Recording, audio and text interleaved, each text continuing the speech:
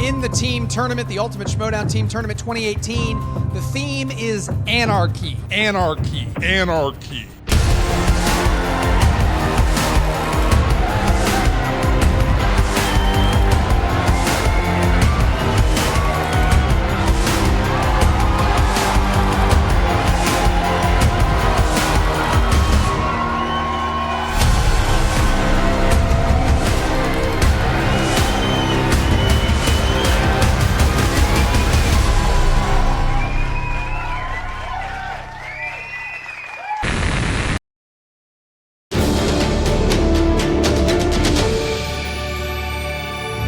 Mark Hamill ghosts up and gets back to work.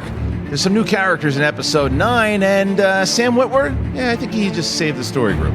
News at 11.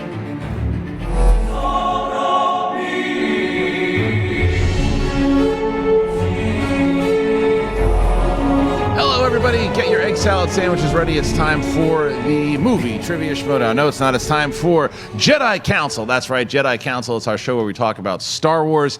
And guess what we're going to talk about today? Bagels. No, we're going to talk about Star Wars, and I am joined on the council today, starting off with Mr. Kylo Ken himself, Ken Napzok. Yeah, I know what you're going through. What's that? You got the hops. You're excited. I am? And you talk all over the place. I love it. I do it too when I host the show. Talk about egg salad sandwich, bagels, bagels. I had a real issue with egg salad sandwich this morning. I like them, but you have a problem. It made me late. Oh, it made me late all over the place this morning because my wife wanted to make my daughter an egg salad sandwich instead of letting me get out of the house. And you boil an egg, it takes way more than 3 seconds. Yeah. And thinking it's going to make some sense. It doesn't make any sense. Make the kid a peanut butter sandwich. Yeah. You throw a bowl of cereal together with some fruit, and you're out of the house. Or you know what? Go to 7-Eleven and get a prepackaged egg salad sandwich. That's disgusting, and I love my children, so I wouldn't do that. But what I will tell you is that I don't want to talk to you anymore. I want to talk to Michael Young. Hello, Michael. Fair enough. How are you? What's up, guys? Nice to have you Speaking of back. egg salad sandwiches, my mom used to make them for me when I was younger, and kids would make fun of me because they smell bad, Oh, they do. and they were always soggy by the time lunch came around. Thank you, Mom. Love you a whole lot. Well, my wife put it in the English muffin, and the kid ate it, and she's sitting there with the apple juice, and it's like you got to rush her, and she's just like, I'm trying to eat my food. You're like, no, we got to go. Wrap it up. You can't that rush thing your on the kid- road. You can't rush your kids' Wrap food it up. either. Time to go. And then when we got there, there's traffic all over the place. When I Yeah. tried to pull up to the school, it was a disaster. And then so whatever. Screw you. See, egg you're a salad new sandwich. father, Michael. Take notes. No Yeah. egg salad sandwich. No egg salad You sandwiches. can do it, but just do it. If you need to leave the house, you got to Yeah, boil the egg prep- 20 prep minutes, time. half an Yeah, hour. prep time. No more excuses. Boil first. Yeah, no Early excuses. boil, All right, we're talking Star Wars. And there's some stuff in the world of Star Wars that we're going to chat about because that's what we're here to do. And the first thing that we're going to talk about is, you guessed it, Star Wars movie news. There he is, Mr. 5, HNP3 himself, to the late, great, miss you, John Schnapp.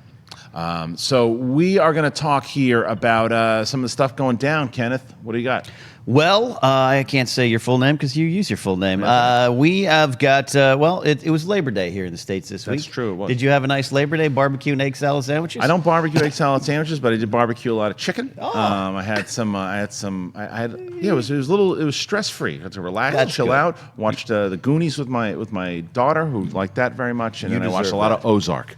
You deserve all those Thank things. you. I Well, appreciate it. I a lot deserve of a hug. us. Would you give me a hug afterwards too? Yeah, I'll give you a hug. Okay, good. Yeah, Appreciate cool. it. I think Mike's a better hugger. I'm gonna take the hug from Mike. I try. I'm a good hugger. I do what I can.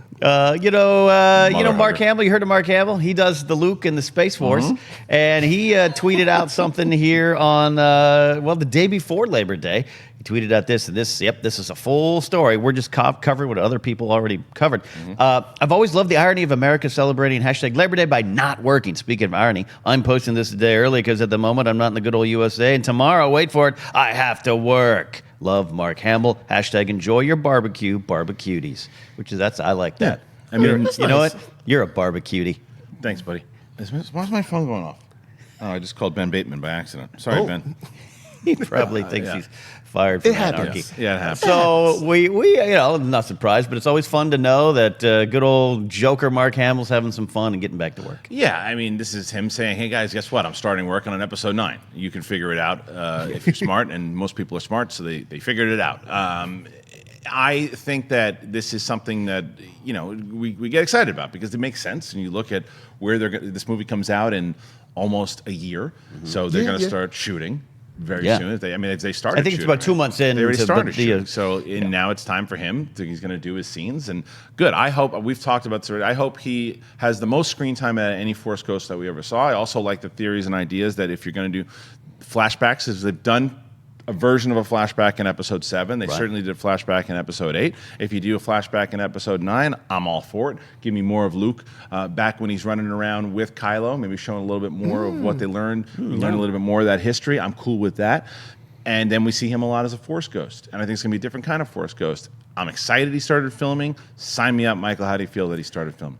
I'm glad that he started filming, but I'm even more excited about how much Mark, you can tell that he loves this stuff. He loves the fans. He loves being involved. And because he could easily be, shut off, but he's always out, engaging and talking like, hey, I'm working on this. I got this coming. He really loves it. And I love that he loves it. Yeah, Ken. I mean, I think that's the same thing. And he is a joker. He does like to tease, but he likes to have fun doing it. Yeah. And this is another way for him to basically, I think, hey guys, I'm going to go start working on episode 9, but I'm not telling you that. Yeah. He's a great ambassador for Star Wars. Always has been. At a time when, during an era where Harrison was, I don't remember being in a Star Wars, and Carrie was writing and doing her own thing, and Mark was always there and available and happy to be part of this. He had a great voiceover career that launched after that, and so I think he was secure with it and loved the fans, so playing around. He's a great Twitter follow. He's a great Instagram follow, and it's always comforting to know that, hey, Luke's back at working in some capacity. Yeah, and I think that's what people are going to be excited to see, because I do think that there's going to be. I think they're going to use him a lot. I think he's going to. I think he's going to have more screen time in this than he did in 8.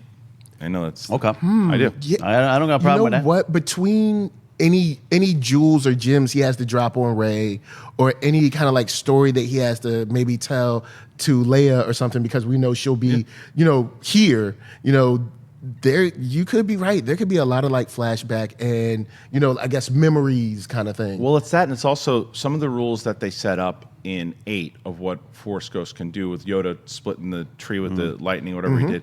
I think that Luke will be the most powerful Force Ghost that we've ever seen. I think that he will do things that we've never seen. I think that he also made it clear to Kylo that he was going to be around in a different capacity. Yeah. So I think that he's going to be a pretty big part of this movie, and I think fans will be like, all right, I'm cool with the way that they did that then, because I think that would help. If he's just in it for 5 minutes, you're looking at a lot of complaints. You're looking at a lot of complaints as if he's only in it for like 5-10 minutes, so I don't think that's the case. Yeah. All right, what's next? All right, we've got people talking from the set, but not giving spoilers. Oscar Isaac and Domhnall Gleeson, of course, Poe and General Armitage Hux, respectively, are talking about working with JJ being back, and some interesting things. 2 things were taken from this little article here, that Oscar Isaac is talking about the state of the resistance in episode 9. He views them as essentially, quote, guerrilla fighters, adhering closer to something like the Revolutionary War fighters, even the guerrillas in Cuba with Che and Fidel, and all these guys living in the mountains, coming down to do some attacks and going back and trying to hide from the, quote, empire of the U.S. It's that kind of ragged at this point. And then Domhnall Gleeson goes on to talk about reading the script, the entire script for episode 9, and feeling the pressure of having the spoilers of the galaxy on his shoulders there. So some interesting jumping off points here in this conversation. It's funny, I have a love-hate relationship with those comments that Oscar Isaac made for these reasons. One, I love the idea of these guerrilla fighters coming down from the caves and doing almost like the Red Dawn or the rebellion from Empire Strikes Back and all that type of stuff. That's really where we're back as they start to build again. The thing I say hate about it is I did want to see at some point the capacity of what the New Republic was like when they were running shop. I know we get that in books and comics and stuff too, but I always wanted to see it on the big screen. I think there's so many movies that we have a chance to do that. Right. But that's the one thing I wish that we could have seen it at a larger capacity, but it was also set up in 8 that this is kind of where we were going. So who cares? But I like that. As far as what Domhnall Gleeson is saying, yeah, that's got to be tough. That you know that this is the end of this trilogy, and you know all the spoilers, you know everything too. You got to keep your mouth quiet. Don't pull a Marv Ruffalo where everyone dies. You got to be careful with that. that. And I think that it's also probably exciting to see him because he's been in 7 and knowing where his character goes up to 9. He's toast. Now, whether or not he's going to die in the first half an hour of the movie or the end, he's gone. But what do you think of these comments? As far as Oscar Isaacs, I totally know where you're coming from. And I agree with you in that sense of, especially if you grew up reading Heir to the Empire, and I'm you guys know I'm not a big EU Legends fan, but those 3 books and Very good. They set Very up good. that New Republic. I like the direction the story went, but I know what you mean. I'd like to see it all out there. I'd like to go back to Coruscant. I'd like to see Hosnian Prime in all its glory as the seat of the galaxy, seat of power in the galaxy. But also the story as it is set now, Mothma kind of demilitarizes. It's not as it's glorious. So I kind of the reboot of the story in a sense, which is what Force Awakens did do, softly reboot the story and recreated this idea of a new form of rebels. I like that. I like where it's going. I'm all in on that. But I understand what you're saying. Like I was just rewatching Rogue One last night, and that shot in the background where they have the flashback to young Jin and Galen and Krennic are talking, and you see Coruscant in the background kind of during the day. I'm like, oh, I'd love to just spend a little more time there. I like that kind of stuff. So I'm right there with you on that, and then I'll come back about Hux. Where do you land, Mike? When it comes to Poe, it kind of goes back to how I felt that it was so heartbreaking at the end of, episode 8 because, you have Leia and all of her history giving a call out, the final distress call, and no one answers. Right. Do you know how horrible that is? For no one came. Maybe all their phones are off. They're like, oh, I missed the call. Missed the call. Yeah. Missed the call while I was sleeping. Yeah. But it's like Leia put out a GoFundMe and they just liked it. Yeah, right. They didn't even share it. But nobody responded. So now these guys are literally all they have. And it's approximately like 30 something people or something. I don't know. It didn't look like a lot. Roughly, right. So 30 to 50 people, and that's it. It's not looking good. And it's a sad situation to be in when you look at it, when you're like, hey, these guys, they are trying. And you guys you're not even like sharing their GoFundMe. Right. I do think that they're going to have a little bit more though, because I think I don't think it's going to continue right after that. So I think because I think that's probably what Lando is probably going to help to do as well. I still think it's going to be a small number. And over pockets of the galaxy, it's essentially, again, Empire Strikes Back, where there's going to be these things all over the rebellion. The question is, how strong is Rey at this point? Because Rey's going to be the new Luke, and Rey's got to be the one Rey's got to take out Kylo at some point, or whoever these new baddies are going to be. Like who's the other apprentice? How's it going to play into Snoke? Because that ain't over. So we're going to have some more stuff there. There's going to be those adventures, right? So what we've always had in classic Star Wars. You're going to have whatever, you remember in, let's say, Jedi, when Han and Leia and everybody was going through their stuff on Endor. There's Luke going through his thing with the Emperor and Vader, and that's what's going to happen in this movie, I believe. And I'm excited for that. So, and I do like the setup because it does continue on from the 7 and 8 where we are.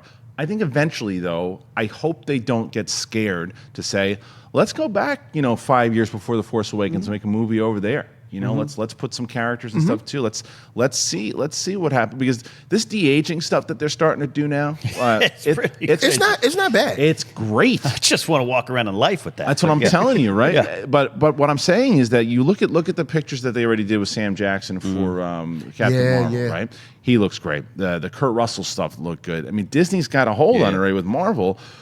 Let's do that with Mark Hamill in a movie and have him and Kylo Ren sign up Adam Driver for a movie. Let's see the adventures of Ben Solo and Luke, because they were 6 years before Force Awakens. They're running around doing stuff together. Yeah, when it was all good. Yeah, they were going around looking for Jedi artifacts and doing all this stuff and learning more things, setting up the temple.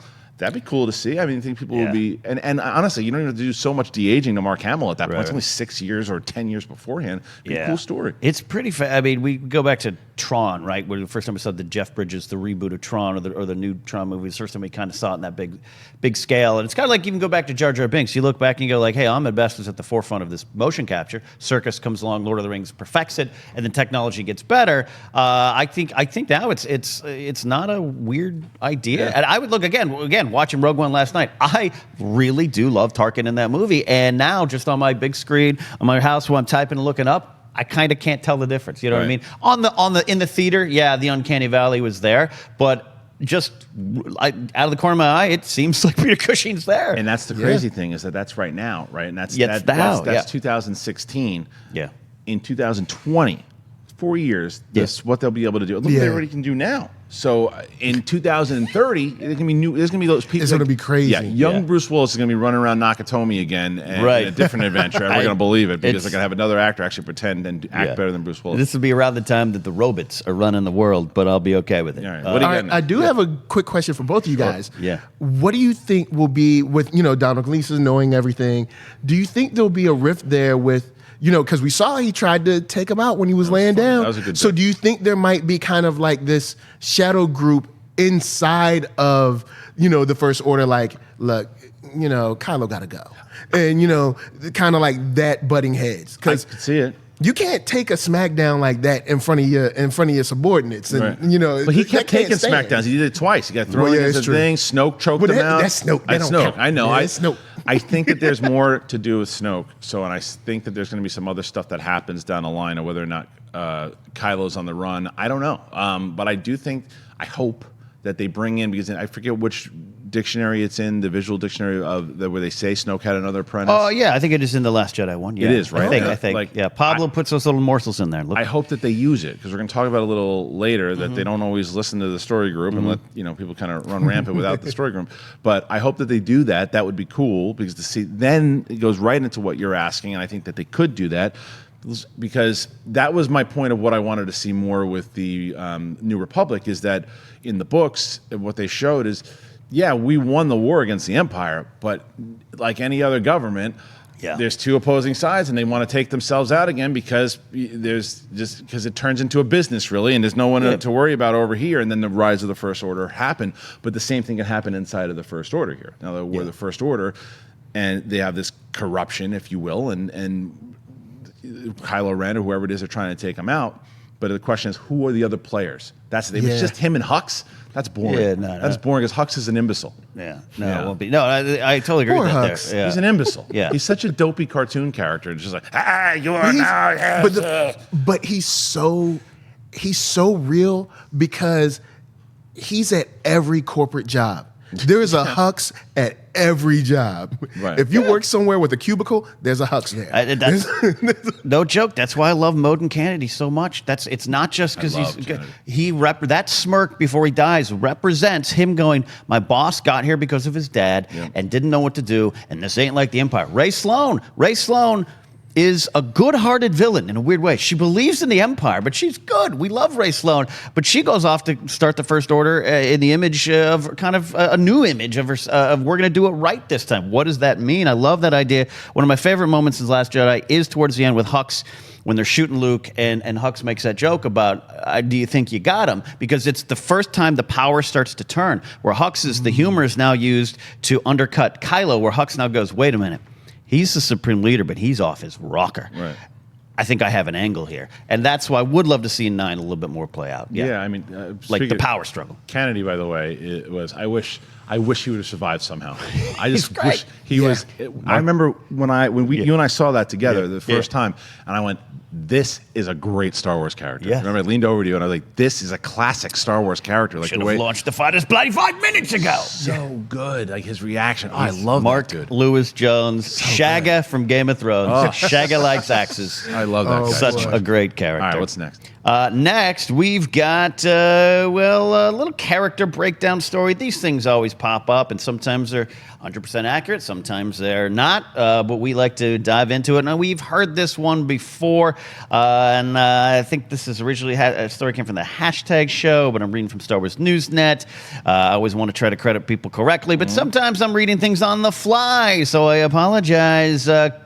This is a casting call for someone to portray Karina, a female character here. We heard that. Remember, we heard the Kira, not the one from Solo, but the one from Force Awakens that we believe became Rey. That was her original name in the script. I thought. Right, yeah, and some of the designs and all that kind of stuff. So when we heard that story, it was accurate at the time. Kira was going to be. We saw Kira's speeder at display at a convention there. So things do change, as we know. But currently, this is a character called Karina. There's other characters described. That role, we heard the one described as Mara, a female lead, 40, 50 years old. Caro, and there's some thoughts that.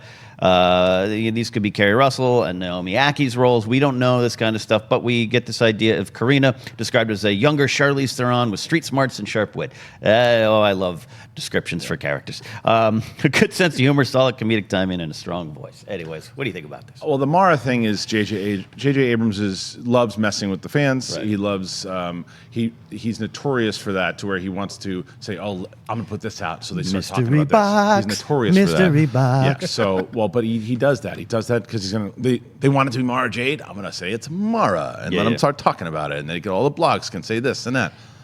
Not true. This other thing, the reason why I say that this is probably not a huge role is because like they said, we've been shooting for 2 months. Yep. I think all the major players have probably been cast already. It's not to say it won't have an impact, but I don't think it's like a lead role. But I could be wrong, because the same thing. Look, Luke is a main role, we assume, and maybe all his stuff shoots now. They want to cast this character, get it in there, and maybe there's some crucial scenes. So I would say probably it's a smaller role, nothing too big. But I don't know. Am I wrong? Actually, I feel like it'll be small, but she'll have a big impact. Yeah, I agree. Like it'll be, and I know people hate this term, but it'll be some type of MacGuffin, either large or small. But she'll be like, "Oh, I have this idea," and everybody like, "That's the perfect idea." Right, Like, right, so right, right. I think she might be one of those characters. But if it's written well, I'm down. The more the merrier. If it's good, I don't care if the movie's like a Scorsese film where it's like 3.5 hours or something. Like if it's good, I don't look. The more characters, the merrier. Yeah, I mean we've kind of gambled on this. I think last week we talked about it. We think that this could and should be the longest Star Wars film of all time. It was where The Last Jedi clocked in. I think we said it last week 226 or something along those lines. Right, in 240, yeah. This should be the Avengers Infinity War was really long, but it played like it went pretty quick. I would like to see it the same length, maybe a little longer, and I'd be cool with that. Wrap it up. Let's go. I mean, I think that any time you wrap up something epic, whether it's Harry Potter or Lord of the Rings, fans will be forgiving. Let's tell the story in 245. Just make it good. So I'm cool with that. I don't think this character is going to be anything as far as time wise, but I agree with Mike here. I think that that it'll have an impact. Is it anything? Look, here it is something, because it's another, potentially great female character in Star Wars, something we all want to as well. So let's see how it factors in. I do agree that it could be, a little MacGuffin thing. It could be a little tiny thing here. I don't get my hopes too up or dig too into casting calls, because those could be anything. But more the merrier for me in this final story here. Yeah. Let's wrap it up if it's truly tied into some of the other movies. And, if we're going to spend 45 minutes on Endor with Chief Wicket, I'm okay with that, as I've said. So speaking of final stories, is that all we got? We got this one little one, which does have Star Wars ramifications, and I know you guys talked about it a little bit other places this week. Yes. Rian Johnson announced that he's got a new movie in the works called Knives Out. Daniel Craig signed on to star. I think a little murder mystery, something like there. And this is interesting because we know he's still working on the trilogy. We don't know, it's never been said that he's directing all three of them or anything like that, but he's definitely developing it. Not that you can't work on two projects at once, but it throws potentially a wrinkle into the release date. Anything? I think it's never been talked about when the release date is going to happen, right? So I don't think it causes a wrinkle at all. True. When it initially was brought up, I said, well, what does this mean? And what I think it means is that come Star Wars Celebration in Chicago, they're going to announce that Benioff and Weiss are releasing in 2020, and because we're not hearing anything about them. Right. It is quiet, right? It is quiet. They're probably at work right now. That's then. what I'm saying. Yeah. So Rian Johnson, we hear all this stuff in regards to he's still working on it, he's doing that. Where Benioff and Weiss are like, we haven't heard a peep from these guys, right? I think that they're going to announce that at Celebration that 2020 we're going to find out what the heck it is. Then we're going to find out it comes out in 2020, and then Rian Johnson will come out in 2021. This movie is smaller, I believe. I mean, in regards to say Star Wars, but Rian Johnson will probably have a 2021, 2023, and then 2025. That's my guess. What do you think? I was wondering when I was thinking about these, because it doesn't seem like there's as much emphasis, or it might just because that it's still in development. But I was wondering, could Disney be thinking about putting Rian's stuff straight on their streaming service?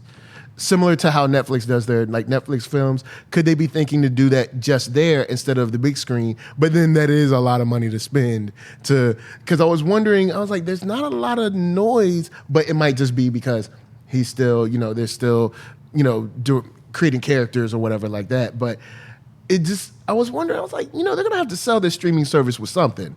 Maybe have that straight on the streaming service. But if on the big screen, I figure, 2021, 22, because he has to get this movie done and then actually create characters, storyboard, blah, blah, blah, before they even start filming. Yeah, I believe he's working on it, probably because he's probably doing both, and especially when he has the downtime, he's probably doing both. But as far as the streaming service goes, I don't think this will ever see the streaming service. I think that they're planning for the Benioff and Weiss and Johnson is going to be their next couple of theatrical releases, right? Because they pulled back on the other ones. We're not hearing anything about Obi-Wan or Boba Fett anymore. They're just going to really focus on these. And if you do hear about Obi-Wan or Boba Fett or any of that stuff, that's where we're going to see streaming movies. Okay. But as far as what they're going to sell it on, they've already got two things they can sell it on. They got they got Clone Wars. They got Clone Wars, and then they have Favreau's TV series, and that's the one. Yeah. And Favreau's TV series, that's got the budget of Game of Thrones. Yeah. And when I heard that, I said, okay, now you're doing it right, because I've already told you my opinion on that. I think that that's going to be the best Star Wars storytelling that we've ever seen, because I think that TV, McCougan and I talked about it yesterday on Collider Live, is that TV in general is just so different now, to where they're essentially, I was, again, watching Ozark. Of the 10 episodes we're going to watch, it's a 10-hour film. And what you can do, the budget you can put in, and you're spending this much time with these characters to develop them, and they're going to be able to do that in the Star Wars universe. And that is where, once you get hooked on a few characters and a few of the arcs, and you're in. You're going to be locked in, and they sell it. It's because they don't have to fly by anyone's story. Right. They can actually spend that time. So I completely forgot about Favreau on that. So they'll be good. Yeah, they'll be fine. And we didn't talk about those pictures. I don't know if it was when I was out or maybe you guys talked about it, but the pictures of Favreau and Filoni together. There's these pictures that out there. They're friends. Favreau has been in Clone Wars. He's been in Rebels, and he's consulting. I've made a prediction. I stick with it. You're definitely going to hear that Filoni is directing an episode of that show. That's where he's going to get his feet wet in the live aspect, live action aspect, and he's going to consult a lot more. So you will see Mandalorians. I know that Emma was thinking about that. You will see things that tie into Rebels. You will see these things because I think it's going to help Favreau, who's already a diehard Star Wars fan. It's going to help him with the collaboration. Oh yeah, Ken? and it's Favreau's been working that series for a while. He said he was writing stories before he even had this opportunity because he's a Star Wars fan. But I think what was the last movie? Lion King, Jungle Book. Which one was the last? Lion King is coming out. That's the next. So he was working on both. He's working that, and that I guess goes back to what you were asking before with Rian Johnson, right? If Favreau's able to work on Lion King because the movie hasn't come out, and he's writing this full-on series, then he'll be fine. That'll be cool. It just means he's got some busy weekends. He does. All right. So that's everything in the world of the movie news. Now we're going to switch on over to Star Wars canon. That's right. What's the deal with canon? Everything happening in the world of Star Wars that relates back to the movies inside of comics or video games, books, TV shows, whatever it might be. And the other thing we want to make sure you guys are watching live right now. Ken will be looking for some YouTube comments to ask some questions. The Collider Jedi Council fan Facebook group, go over there, ask some questions over there. And of course, hashtag Collider Jedi Council. When it's time to ask some questions, that's where we'll be choosing from. Now we're going to move over. And Ken, what's first up on the canon docket? All right, I'm on comicbook.com. And our friend Alex Damon of Star Wars Explained was at Dragon Con. Give him this due. Yeah, Who is he? Who's Alex Damon? He is the Star Wars movie trivia champion. Thank you. It's hard for you to say. I'm retired from active competition. Now, you guys go do. When did that happen? I announced it recently. Oh. I'm going to let the young kids fight. All right, fine. I'm managing now. Oh, you're a good man? Okay. I'm finding talent to take down Alex. That's fair. I'm working on a plan. We'll see. He was at Dragon Con. He was at a panel. He's on several panels. Alex and Molly out there. She's doing her great cosplay. She's appearing on panels. They're a Star Wars power couple. And Alex tweeted out, according to Henry Gilroy, one of the writers of the Clone Wars series, Wolf, one of the clones that people do love, Wolf, likely carried out Order 66, killed some Jedi, and removed his chip afterwards. And this could be something that maybe factors in a little bit into the upcoming Clone Wars, or it's just some little fun fact. As we don't know that 7th season, how far it's going to go. Maybe it goes past Sith a little bit. I don't know. It could be interesting. I think we're going to lead up kind of what Tartakovsky's Clone Wars, the Clone Wars series, one. Tartakovsky's Clone Wars did, that tied into the series, the movies so well, and I believe that's what Filoni will do with the final. What is it? 10 episodes? Or 12? Yeah, right. 10, 12. 10 or Yeah, 12. Yeah, 10, Yeah. something like that. Yeah, I mean, I'll tell you right now, just because of this series, I'm signing up to the Disney thing. I didn't even mention the Favreau thing. What do you think about this? You're really, I mean, I love Clone Wars, but Ken, I know you guys, and I think you are too. You guys are both kind of really. What do you think? This is something that they're going to explore more on? I mean, I'm in the middle of rewatching the series again right now and kind of paying a little bit more attention because there's so many with 6 seasons. You forget, especially the early stuff. I'm in season 2 right now going, that's right, that happened. Wolf is popular. Wolf is known, and it would be one of those kind of, to me, it is one of those little tragedies of Order 66, which is one of my little favorite sequences in Star Wars. I think it's really, really good, really sad, really brutal when Ki-Adi-Mundi turns around and it's like, my friends are about to kill me. And to know that someone like Wolf and Commander Cody, who then who shoots Obi-Wan down, and Boga, the Varactyl, I mean, he was a pal, he was a friend, he was a running mate. That's good emotional territory to dig into. And if he doesn't know why, and removes his chip afterwards, I don't know if we'll see that story. I think it's fair to think that season 7 goes up to Revenge of the Sith, but there's some great stuff, some great content, the Kanan comic that happens after Order 66, and I'm fascinated with that a little bit there. We'll see. Maybe it's an epilogue. I don't know. What do you think? I feel we have to kind of at least brush up against it because we've opened the door with in season 6 where you had I can't remember the clone's name, but they actually found the chip because he killed. I can't remember what Jedi, but they were twin Jedis. Right. He killed one, and so since they've opened that door, I feel they have to kind of at least get around that and play with it a little bit, maybe go back into the detective mode, figure, okay, this happened, could it happen again? If it does happen again, how do we stop it? And maybe we get into the Wolf territory with that. But I know they've opened the door, so they gotta figure it out some type of way and at least talk about it once more. Yeah, and I think that this is something to remember. Filoni was distraught is a good word for it, to where he wanted to tell his story. He's a creator and wanted to close out. He got to do that in Rebels. He told the story he wanted to tell from beginning to end, and he didn't get to do that with Clone Wars. So I would love to know the process on how he got it all made, because he's a higher figure. He's a much higher figure now than when he started Clone Wars. Even though he was handpicked by George Lucas, he's really respected, and I think social media has helped his prowess. I think that his body of work has obviously helped, and so when the streaming service came in, I want to know what those pitches were like and how he got in there and what he said and how it came back. But the reason I bring that up is because if this is a story he wants to tell that he's always wanted to tell, then we'll see it. If it's just a fun thing, then it's just going to be a fun thing. He's going to wrap up the way that he's always wanted to wrap up. And I'm excited to see it. What 2020? Is that when we're looking at? Gosh, I got to be honest with you. I don't know because I haven't heard the official. I think it's 20, but I'm not sure. Because the service itself is what, late 19? Yeah, late 19. Favreau's first. Yeah. Do we have Favreau's first? I think it might be 19. No, it's 19, and I think it does launch with Clone Wars. Well, yeah, I think you're right. I think that's what they said. All right. So what's next? Up next, our friends at the Star Wars show sat down with our friend Sam Witwer, the former movie trivia Schmodown Star Wars champion. Who did he beat for that time? He defeated me. I did defeat him kind of in a battle. You did. But then, he voices Maul, not Darth Maul. I mean, he's voiced Darth Maul, but he's voiced Maul as well, and he appears in Solo. And they sat down. It looks like Carboni sat down with him. I like Carboni's beard now. Looks good. They sat down. They talked a little bit about it. But Kristian, this brought up some stuff that you have some opinions about the story group, directors, people not using them. Well, it's my overall issue with what I believe is happening with the story group. I think they're not being utilized to their full capacity. I just don't think they are. I think that you've got guys like Pablo and Leland G and Matt and so many more over there. And Carrie Hart, who's off Twitter, runs the group. We always forget Carrie Hart. Runs we all do. And she's just not out there publicly.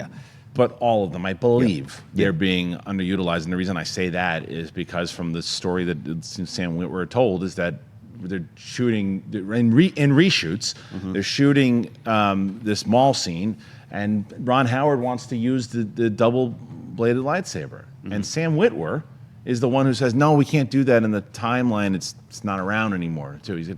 I'm not expecting Ron Howard to follow up on all the lore, although he probably should have watched Phantom Menace to see like the thing got cut in half.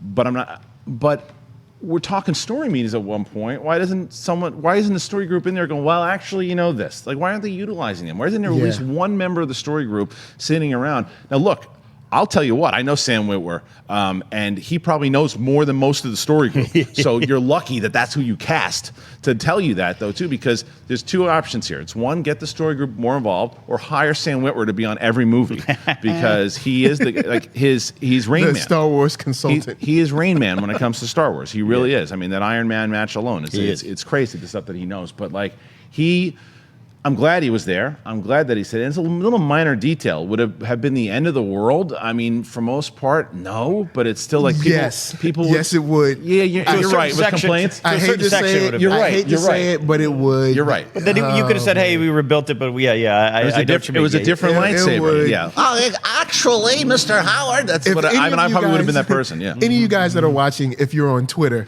you know it would have been the end of it. You're right. You're right. It would have been the end. And I think that's why Sam kind of lent his voice there to say, like, look, you know, this is to let you know all the stuff that I've been doing, all the stuff that Maul's been going through. And it's the same problem I had with Domhnall Gleeson and like what he said. And I don't remember if it was episode 8. His first name, yeah. He didn't know his first name. But it was episode 8, right? Yeah. When we were doing the press for it. Yeah. And someone said, hey, your name is Armitage. And he's like, oh, I didn't know that until someone said it came from a book. It's like, this is stuff and he said that would have helped me to know from my character. If there's any information that lends into these books and comics and everything too, the actors, they don't have to use this stuff, but they should know. Like, give them, like, so if you're playing a character that's pretty well versed in the canon, and I know that you're playing that character, I'm going to go, look, here's 2 pages full of everything your character has gone through. It's the director to say, we're going to use this, we're not going to use that. You should let you know. But if you wanted to help your character and to know where you come from, take a look. Why are they doing that? It's crazy. They legit are not doing it. Like, it's weird because when I watched the story, I was like, hey, this is good that they're taking input from Sam and, you know, he's there and they're receptive. Yeah. But my general perception for, you know, all of the story group and everyone at Disney that follows me and always listens to what I say. But my idea was like, you write a script. Michael. I listen. They write a script. Story group looks at them like, okay, cool. You know, highlight some stuff, maybe tabs, gives it back. Oh, you can do this. You can't do that. Oh, it's too early. It's not that time. Yeah. And then they pass it on. That's what I thought. That's what I thought the story group was for. No. I mean, no. That's what it seems like it would be about. You would think, but unfortunately, it is not the case. And I don't think JJ is going to be utilizing them as much either. And I wish that they would. I wish that they had a bigger role. And people are probably like, "How do you know that?" It's just it's pretty clear. And I know that Pablo has written, like, you know, well, if someone asks, we give them the information. They shouldn't have to ask. It should be given. Like, yeah, there should be there should be, okay, the story group, let me help you guys out real quick. All right, there's a story group, all right? And they take the script, they make the notes. Then there's a representative for the story group on each set. You know, one at Marvel when they're making comics, one at the set, one on TV show, one in the comics and, you know, cartoons and novels, all that, all right? And they're on the phone or they're there. And then whenever something comes up, they're like, oh, let me reach out to the story group real quick. And they call and they're like, okay, you can do that. And then you can do it. Right. The end. That's how you use a story group. It's just, you know, it's just about this. It's the overall conversation that I think we had in the beginning there too. It's just my thing was in the beginning, which I loved in 2014. I loved it. I thought it was the only film franchise that had ever done this to where they said, look, everything that comes out, comic books, novels, games, we're going to have our story group on this, that it all connects and it all is going to make sense and it's all going to lead into it. And in Solo, they kind of, was the first time, really tied it all together with Solo was more depth. Yeah, for when they did that. But since then, it's like I said, one part of Lucasfilm, we're going to take care of the movies. You guys concentrate on the stuff you're working on over there. Work on help Filoni out with Rebels and help them out with, and then you guys work on the books and the comics and give us some notes on some film stuff if you think that. I just think that they should all be like this, and it just doesn't seem like it's that way. All right, what's next, Ken? Well, that's kind of it for Ken. We got the comics coming out. I am, as always, behind. You are not behind on those. I've just been reading Vader 19 and 20, which are great. I'm behind on those. That series. Look at that Star Wars cover, the though. Poe one. Can you imagine? Oh, it's great. I love that one. I love that Han one. in the Rebel outfit. I've been having a lot of fun with the Lando series. As I said, Dr. Aphra is one of my favorite characters. The comic goes into weird places, which is fine. Yeah. Star Wars deserves to be weird at times. But yeah, the Star Wars series 53, it's not wrapping up, but they're taking it to it's a definitely new era of the series. So it's been going good. Michael, you've read those ones, right? Without spoiling it, you happy? Okay, without spoiling it, Lando 4 continues the liberation on I can't remember the planet. The planet with Christus. So Lando and L3 are just funny together. They just are. It's the perfect back and forth about someone who's like, I hate working with you, but I'm working with you anyway. And then Lando's level of like narcissism yet charm really comes through in the book. Cool. With Star Wars 53, just Vader being there and saying like I'm still on the hunt, you know it's real. And then with This Han, is getting closer to Empire. Yeah, it is. Right? Yeah. And then with Han saying like Vader's still out here, keep your eyes, keep your head on a swivel or whatever. Like people are still like, yo, Vader is a real thing.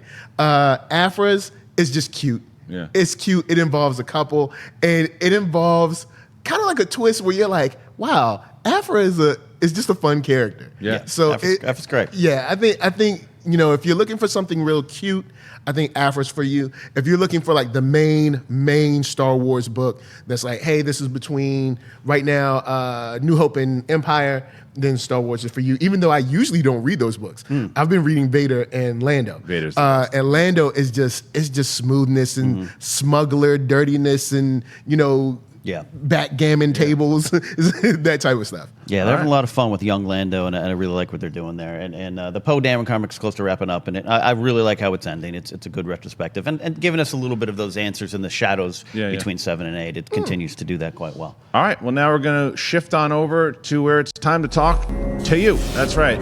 You guys, we told you want to ask some questions in the live chat right now. Go ahead and do that. The tweets, all you got to do is hashtag Collider Jedi Council, and that's right, the Collider Jedi Council Facebook page.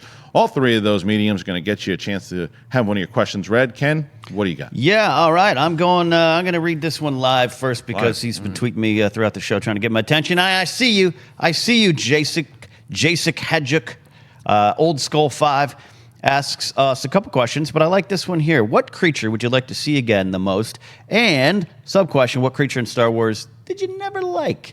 And creatures, we'll say maybe not characters, more creatures. I have an answer that's somewhere between both, but what do you got? I'm going to shock you on that on the creature I want to see. Want to see again. In episode 9. Okay, 9, specifically 9. I want to see an Ewok. Well, God bless you, it's about time. Chief Wicket. Well, I don't want to see them get involved in a core storyline. Yeah. But I don't want to just see them, in the back, buying an egg salad sandwich. I want to see them like eat your mama. Yeah, right. I want to see them doing something. Like Peak Buff from the last shot. I was just going to mention. Okay. I loved that character because it was like a little pissed off Ewok who was really intelligent. It was like on a smartphone, like it was. I got this. Whatever, guys. Yeah, what do you do? So we're just a bunch of chirping idiots. And the same thing what they did with that Gungan, I think, and was that was last shot as well. Last shot as well. It's like we all don't speak in that accent. Thank you. It's like, hey, look, we didn't know him. You remember when you met him? We had ostracized him. Yeah, right. I think as far as the ones I don't want to see, he's too fast as a from the Return of the Jedi. Size noodles. How does it? The update. Really good. I don't want to. I don't need to see that stupid thing ever again. That's Jedi Rocks. Jedi Rocks remains the biggest pain in my Star Wars life. But not the original. The original Lapty Neck. The original was I'm great. good with it. Yeah, I had it bumping the other day on iTunes. That's right.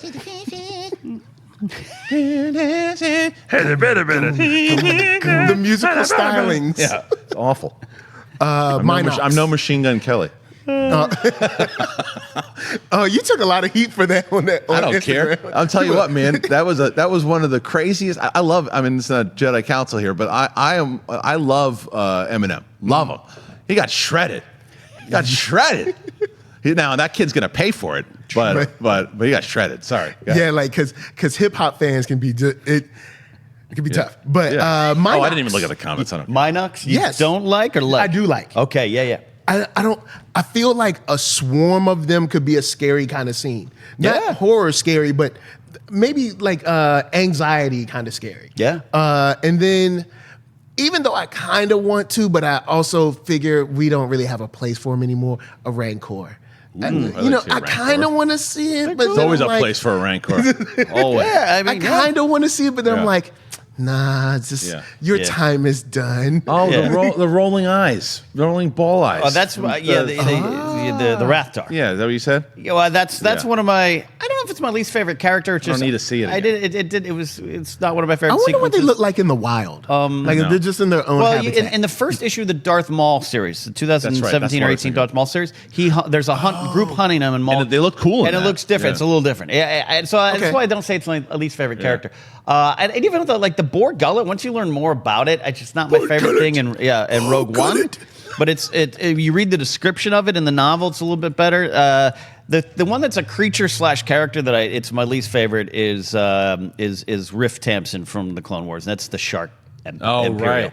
Yeah, I can that's do it. That was silly. that's where I kind of thought see. he was all right. And look at Meeber Gascon. Our friend Stephen Stanton voices Meeber. I give Stephen junk every time I see him about Meeber, and he loves it. I do. The character's fine, but it's a frog. Yeah. And that's where no disrespect to Dave, because I love the Clone Wars and I do want to see more from Dave It's a Filoni, but he frog. has fun creating those kind of things too. If you met, so that's That's a good song. We gotta get you in the studio. All right, to the Facebook group we go, and this is from, I sound like John McLaughlin there, next issue, Morton Contrake. Yes, I just made a reference to the 1980s. All right, Josh Lofton, he says, isn't it reasonable to assume that no one answered Leia's call in The Last Jedi because she lost most of her credibility when it was discovered that she is the daughter of Darth Vader? So this is fun, because this let's be the story group ourselves Yes. here. We know in Bloodline, that's the major plot point.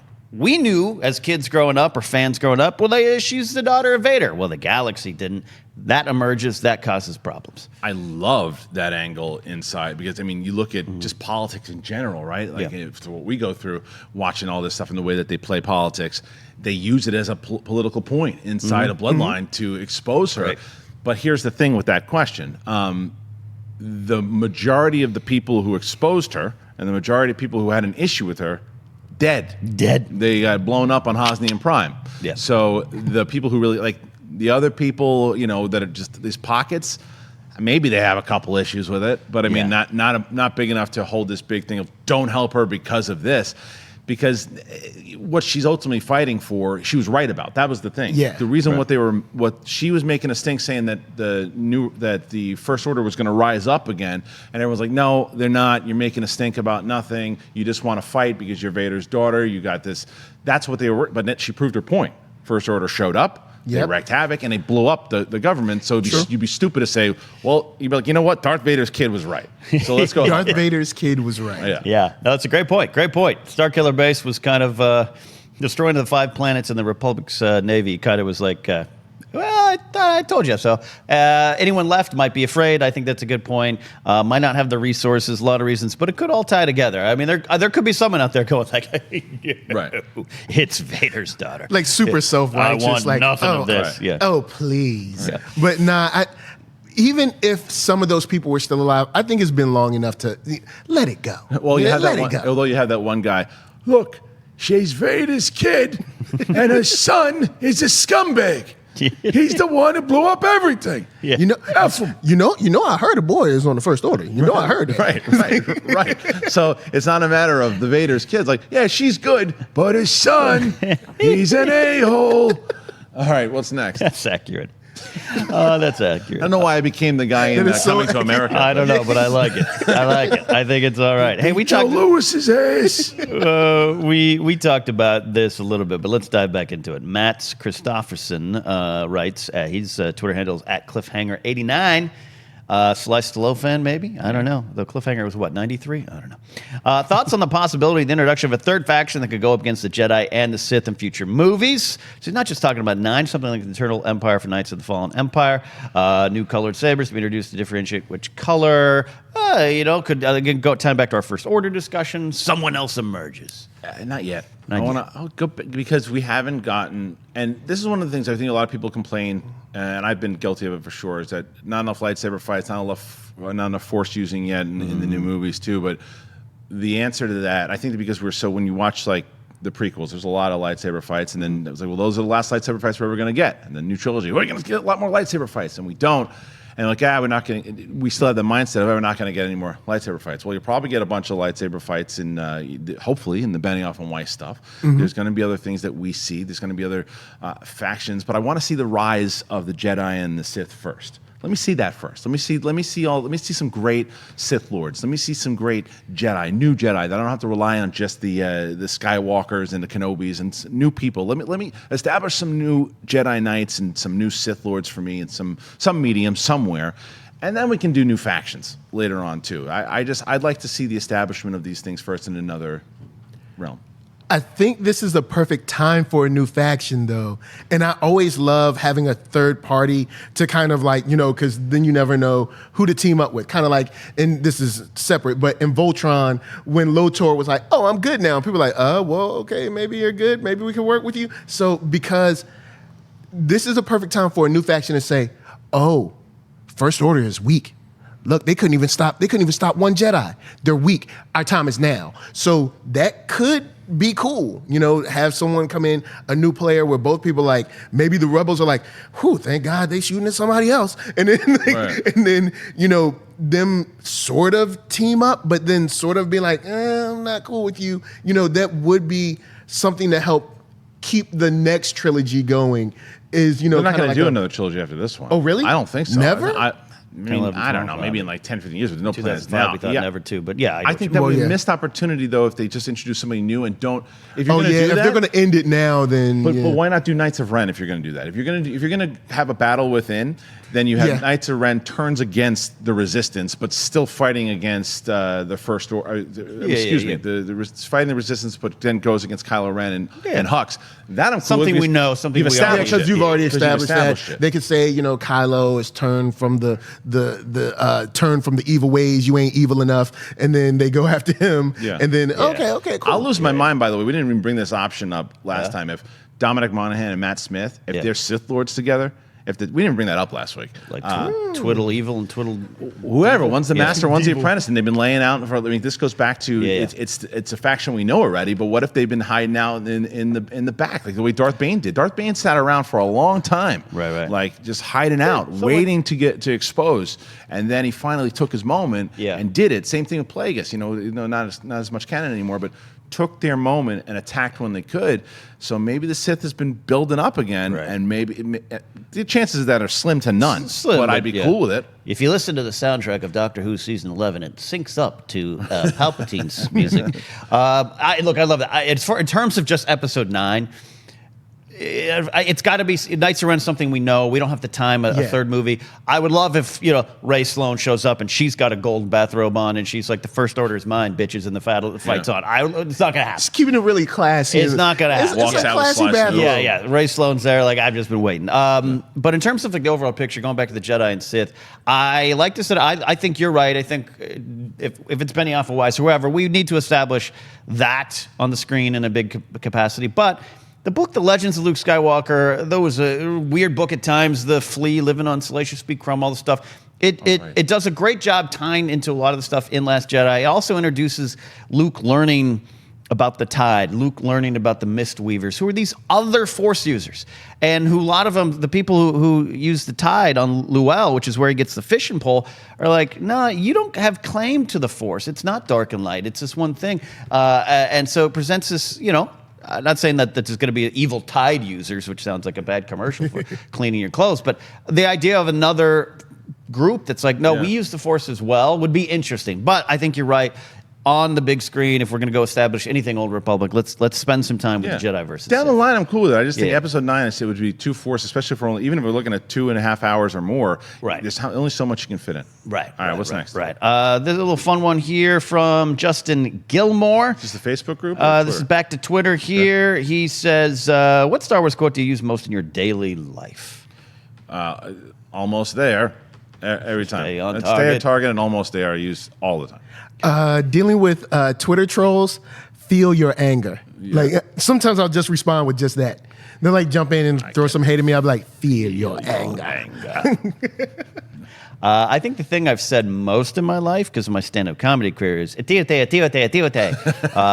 num, but that I don't use it a lot. I always say, I answer this other places too, where Luke Skywalker in Return of the Jedi going, that's the last mistake you'll ever make. Yeah. I've used that in conversation to friends and sometimes just driving my car. Full-on threats. Yeah. Yeah, that's definitely a threat. You got a lot of dark side in you, buddy. Well, so did Luke. So did Luke. You gotta keep that in check. Luke's Finally, failed before. Speaking of which, so McCougan and I talked about, we did an episode of Harloff and Ellis, and Ellis wasn't there, so McCougan filled in, right? Yeah. And we started talking about the endings that were supposed to happen that never happened, or alternate endings, right? And we talked about a bunch of them. I never heard of this before. So Lucas pitched an ending to Return of the Jedi that I didn't know about, and I don't know if you've ever heard about this. I don't know. So he pitched it in the room, and what he wanted to do was the same ending of Return of the Jedi. He takes off the mask for Vader, right? But then he puts it on himself, and he says, "I am now Darth Vader." I have heard that. And then he goes and he attacks the rebels, and he ends in the dark side. Horrible. But what it would explain was Empire Strikes Back. Yeah. When it blows up and Luke sees his face in there too. I still think Right. you can Yeah, connect it all because yeah. it's still like he could go down that path if he's not careful, is ultimately what it played into it. But he was talked out of it. And Yeah. I'm glad that he was. Yes. Probably Lawrence Kasdan. Probably. I've heard that, and it's sometimes so weird. You hear these urban legends and myths, and they grow, and it's like He said it. This was he said Lucas it. this in like an IO9 interview or something. Yeah, that's right. Yeah, I have heard that because some of them come from Mark Hamill. Mark Hamill, like I wanted Luke to have and they grow and become fact. But yeah, I think I have heard that one. That would have been. No thanks. No thanks. Downer. I'm kind of glad with how it ended. Yeah. Like yeah. Jedi Sometimes ends you're like, happy, oh yeah. man, that would have been cool. But this one, I'm like, I'm cool. No. I mean, if he had gone on and made his own 7, 8, 9 in Yeah. 87 and 90 and 91 or something like that. Yeah, that he was talked out of that, and Sylvester Stallone was talked out of having Rocky throw the fight against Apollo to the mob, which is also would have been welcome against to character. Collider Rocky Talk. There you go. All right. What's next? Let's do one more. One more. This is from the Facebook group, Grayson Rodriguez. He says, Riley on the Rule of Two, the other podcast heard here of him. on the feed with Mark Fernandez and Mark Riley. And you guessed this week, right? No, we didn't. I'll tell that. In a second. Okay. They pitched a Luke Skywalker standalone film with Mark Hamill set 6 to 10 years before The Force Awakens. Now, I know you brought this up, but I wanted to go into this a little bit more. Buy or sell? There's a story there, and I think fans will love to see the classic Luke from Jedi one last time. So let's close the show going back to that discussion. Yeah, it's funny because I obviously buy the idea, and I forgot that it was even a question, to be honest. And first of all, Rule of Two, which is the show that airs on Wednesday with Mark Fernandez and Mark Riley, that is on the Apple Podcast. If you guys want that show, you go and subscribe to the Jedi Council podcast feed, and you can also watch it. It's going to be on the Collider Podcast Network. So it's TV Talk and clips from Collider Live and The Witching Hour. A lot of great shows over on that channel, so make sure you go over there. But it wasn't on this week because both Mark Fernandez was out and Riley was out as well. But that I forgot that Riley didn't pitch that, and we're on the same page because I think that because of the de-aging thing and everything we just talked about, I think you absolutely could do it. And again, if you shaved Mark Hamill, I don't even think you necessarily need to have to do that. But I think people would be, because I think everyone, when you say, if you called it Skywalker, right? Just the standalone movie was called Skywalker. Everyone would think, all right, well, here comes Sebastian Stan, and we're gonna get that young Luke thing.